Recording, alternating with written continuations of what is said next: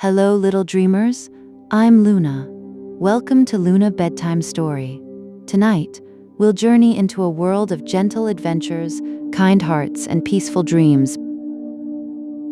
If you'd like a new bedtime story waiting for you every week, don't forget to subscribe and join our cozy little family. Now, get comfortable. Snuggle into your favorite blanket. Let your shoulders relax. Close your eyes. Let's begin our story. The Odyssey, the long journey home, the story of Odysseus. Part 1.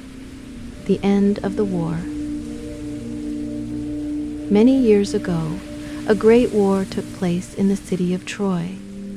The war lasted for 10 long years. Many soldiers died. Everyone was tired of fighting.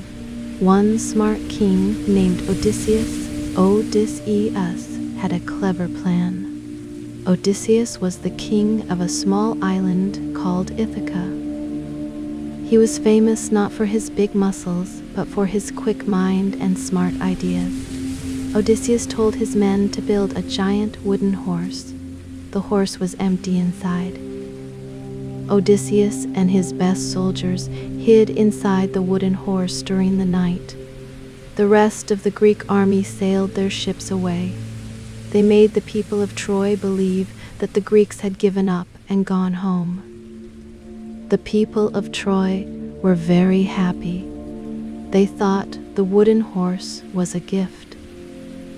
They pulled the giant horse inside the gates of their city. That night, while the people of Troy were sleeping, Odysseus and his men climbed out of the horse. They opened the city gates for the rest of their army. The hidden soldiers had secretly returned. The Greeks won the war. The war was finally over. Odysseus wanted only one thing: to go home to Ithaca. He wanted to see his wise wife, Penelope, and his young son, Telemachus.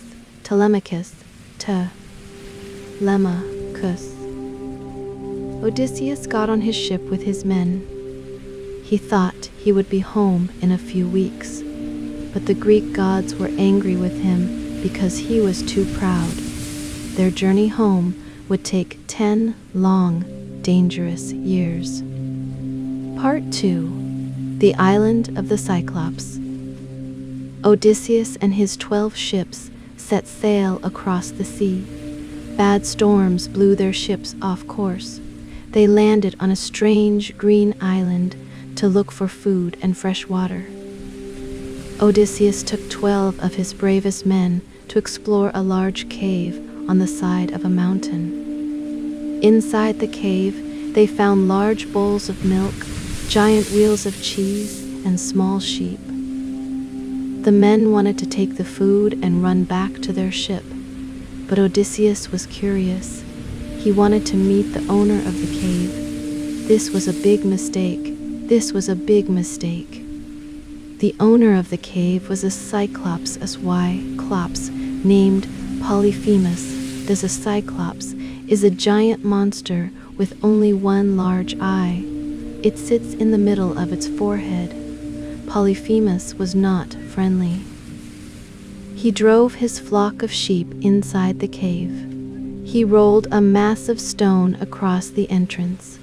The stone was so heavy that 50 horses could not move it. Odysseus and his men were trapped inside. The Cyclops saw the men. He did not offer them hospitality. Instead, he grabbed 2 soldiers and ate them raw. Then he fell asleep. The next morning, he ate 2 more men. He drove his sheep outside.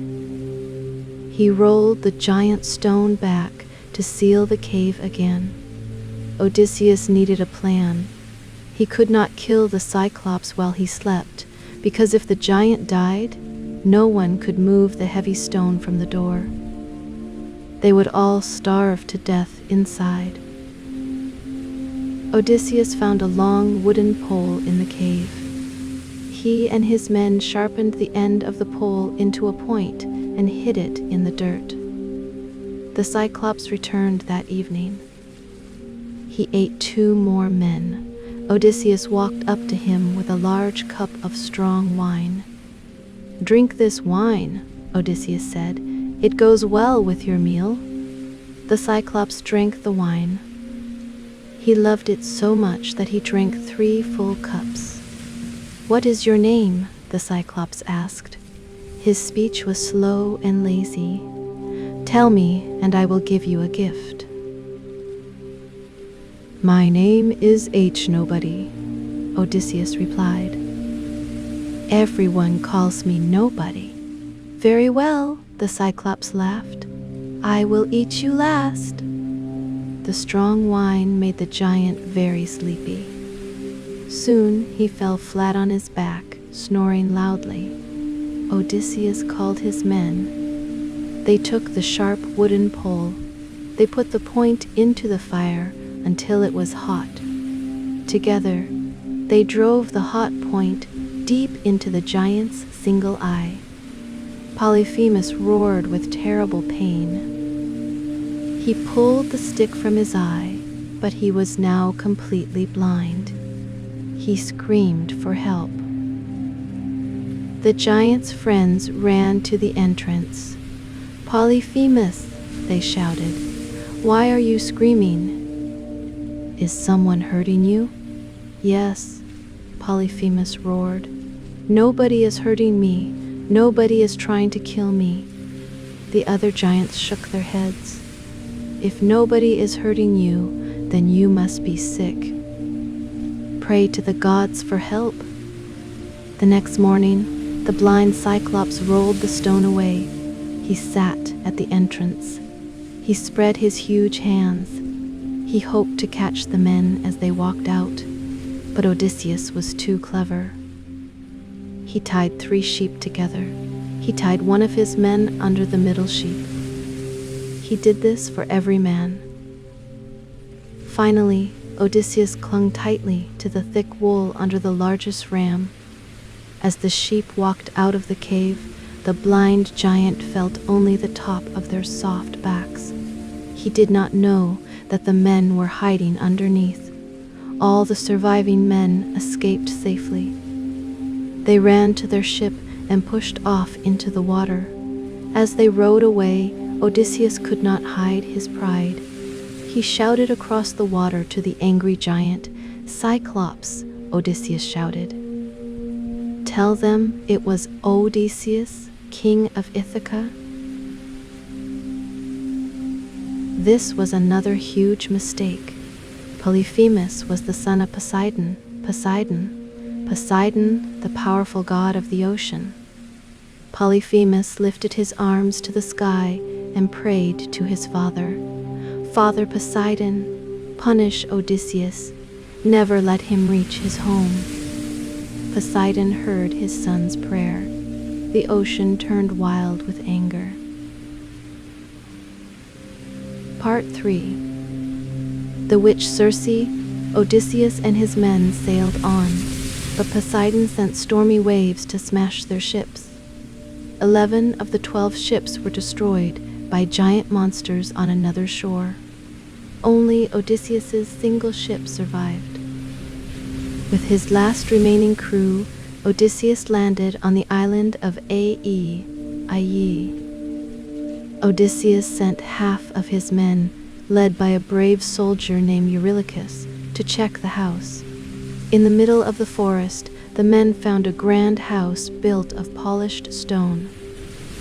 Wild wolves and lions walked around the yard, but the animals were not dangerous. They acted like friendly house pets, wagging their tails.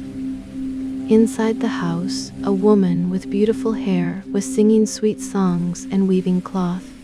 Her name was Circe. Circe, S-U-C, a powerful witch. Circe invited the men inside. She offered them a hot soup made of cheese, meal, and honey mixed with sweet wine. But Circe had put a magic potion in the food. As soon as the men ate the soup, Circe tapped them with her magic stick. Instantly, the men turned into pigs. They grew snouts, pink skin, and pigtails, though they still had human minds. Circe threw them into a wooden pen and fed them acorns.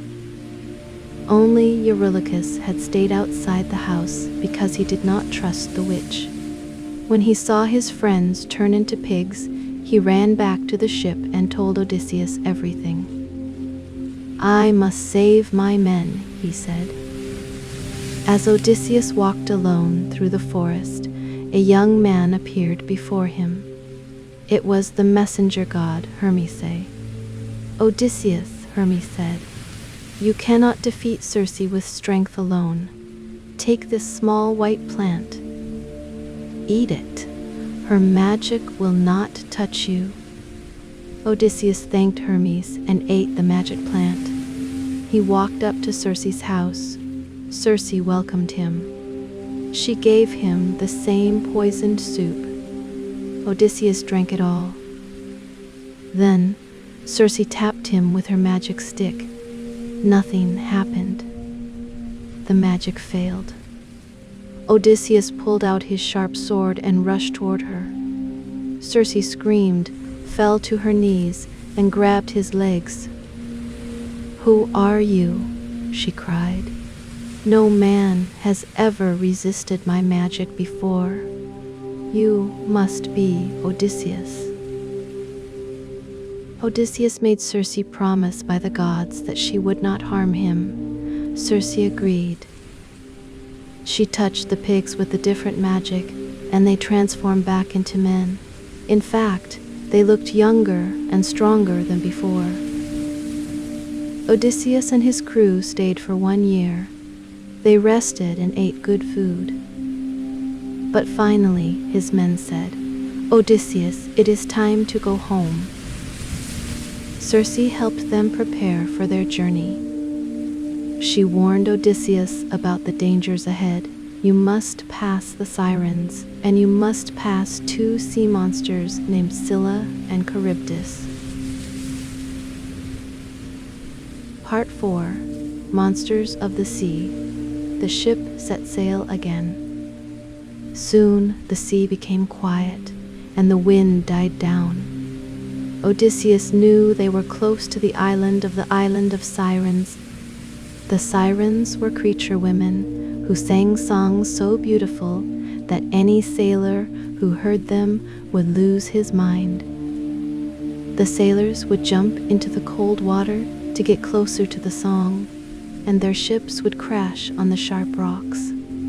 Odysseus followed Circe's instructions.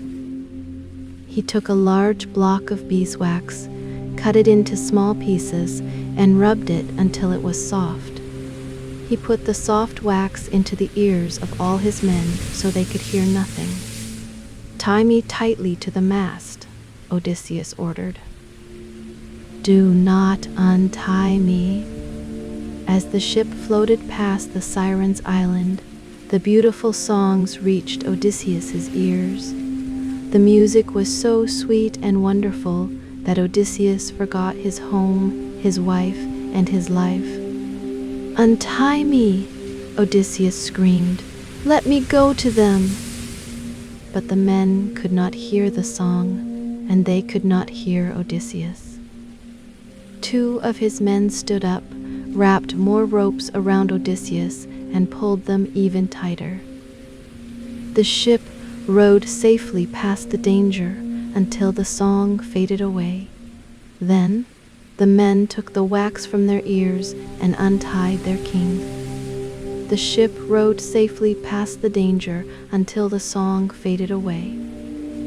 On one side was Charybdis,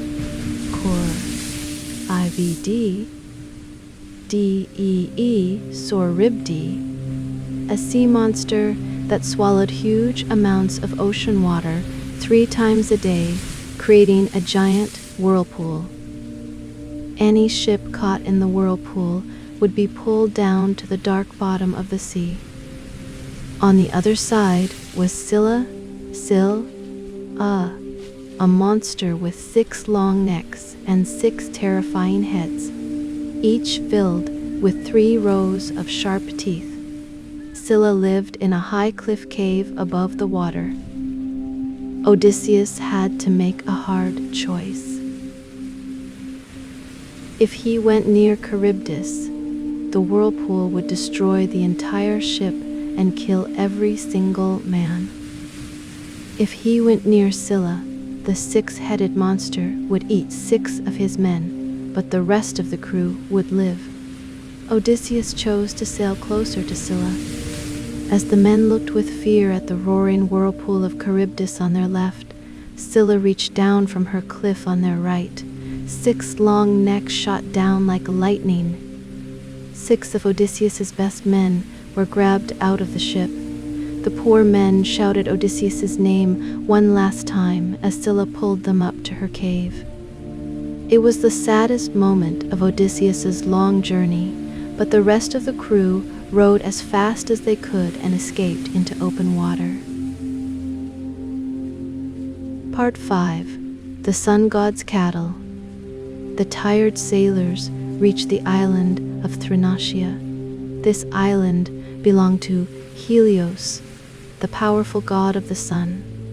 Helios kept his favorite animals on the island, herds of beautiful, fat cattle. Before they landed, Odysseus warned his men, "Circe told us never to touch these cows. If we hurt them, a great disaster will fall upon us. We must eat only the food in our ship." The men agreed. But strong winds blew for a full month, trapping the ship on the island. Soon their food ran out. The men grew weak and hungry. One day, while Odysseus went to a quiet part of the island to pray to the gods and fell asleep, his men made a terrible mistake. "It is better to die in a sea storm than to starve to death on a dry island," said Eurylochus. The men killed several of the sun god's best cattle, cooked the meat, and ate it. When Helios saw what they had done, he was filled with rage. He went to Zeus, the king of all gods, and said, "Zeus, punish the men of Odysseus. If you do not punish them, I will take the sun down to the underworld and leave the earth in darkness forever." Zeus replied, "Do not worry, sun god. I will strike their ship." As soon as the wind stopped, Odysseus and his men sailed away from the island. But as soon as they reached deep water, the sky turned black. Zeus threw a giant bolt of lightning from the sky. Boom! The lightning hit the ship. It broke into small pieces. The sea smelled of smoke. All of Odysseus's men fell into the water and drowned. Not a single crew member survived. Part 6. Calypso and the Phaeacians. Odysseus woke up on the island of Ogygia. This island was the home of Calypso, a beautiful nymph god. Calypso saved Odysseus's life. She brought him to her warm cave, gave him food, and cared for him. But Calypso fell in love with Odysseus and did not want him to leave. She kept Odysseus on her island for 7 long years. Calypso offered him a great gift. "If you stay with me, you will never grow old and you will never die. You will be like a god." But Odysseus sat on the rocky beach every single day, looking out at the sea, weeping. He did not want to be a god. He wanted his home. He wanted his wife, Penelope, and his son, Telemachus. Finally, the goddess Athena, who had always liked Odysseus for his smart mind, felt sorry for him. She begged Zeus to help him. Zeus sent Hermes down to Calypso's island. "Calypso," Hermes said, "Zeus commands you to set Odysseus free. It is not his destiny to die here." Calypso was sad, but she could not disobey Zeus. She helped Odysseus cut down trees to build a small wooden raft. She gave him food, water, and wine, and wished him goodbye. Odysseus sailed on his small raft for 18 days. Just as he saw land, Poseidon saw him and created a giant storm. The waves smashed his raft to pieces. Odysseus had to swim for 2 full days through the icy water until he washed ashore on the island of the Phaeacians. Phaeacians. The Phaeacians were kind people. Their king, Alcinous, gave Odysseus clean clothes and a warm bed. During a great feast, Odysseus wept as he finally told the king the full story of his 10 years of wandering. "You have suffered enough," the king said. He gave Odysseus a fast, magic ship with good sailors. The next day, the Phaeacian ship carried Odysseus across the water. While Odysseus slept deeply on the deck, the sailors carefully set him down on the sandy beach of Ithaca. After 20 years, 10 years of war, and 10 years at sea, Odysseus was finally home. Part 7. The Return of the King. Although Odysseus was back in Ithaca, his home was in great danger. More than 100 rude young men, called suitors, had moved into Odysseus's palace. They believed Odysseus was dead. They ate his food, drank his wine, killed his farm animals, and treated the servants badly. Every day, they tried to force Penelope to choose one of them to be her new husband and the new king. Together, they made a secret plan to defeat the evil suitors. The goddess Athena met Odysseus on the beach. She transformed his appearance. She turned his skin wrinkled, his hair gray, and his clothes into dirty rags. He looked like an old, poor beggar. "Go to your home in disguise," Athena told him. "See who is still loyal to you." Odysseus walked to the house of Chemaeus, his old pig farmer. Eumaeus did not recognize his king, but he was kind. He offered the poor beggar warm food and a place to sleep. Soon, Odysseus's son, Telemachus, came to the farm. He had been traveling around Greece looking for news of his lost father. Athena touched Odysseus with her staff, changing him back into a strong king for a brief moment. Telemachus could not believe his eyes. He cried and threw his arms around his father. Father and son held each other and wept. Together, they made a secret plan to defeat the evil suitors. Part 8. The Great Bow. The next day, Odysseus walked into his own palace, still dressed as a dirty old beggar. The suitors were eating and drinking. They laughed at the old man, threw hard bread at him, and insulted him. Odysseus said nothing. He watched and remembered every cruel person. Only a few people were kind to him. Penelope saw the beggar and ordered her old nurse, Euryclea, to wash the old man's feet. As the old nurse washed his legs in a bowl of warm water, she saw a long scar above his knee.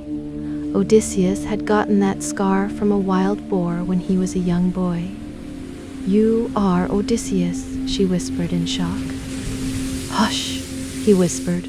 "Do not tell anyone yet." That night, Penelope decided she could wait no longer. She announced a test for the suitors for the next morning. "Whoever can string the great wooden bow of Odysseus," Penelope announced, "and shoot an arrow clean through 12 iron axe heads standing in a line, I will marry that man." The next morning, the suitors gathered. Penelope brought out the heavy bow of Odysseus, No man had used it for 20 years. One by one, the suitors tried to string the bow. They pulled with all their strength until their faces turned red, but the wood would not bend. They even rubbed warm fat into the wood to make it soft, but it was useless. Not a single suitor was strong enough to bend the king's bow. Then the old beggar stepped forward. "Please," he said softly, "let me try." "Get out, old fool," they shouted. "You are not worthy. Let the old man try," Telemachus said firmly. Odysseus took the heavy wooden bow in his hands. He checked the wood carefully to make sure insects had not eaten it. The suitors continued to mock him. Then, effortlessly, like a musician stringing a harp, Odysseus bent the great bow and attached the string. The suitors stopped laughing. The room became completely silent. Odysseus picked up an arrow from the table, pulled the string back to his ear, and let the arrow fly. Swish!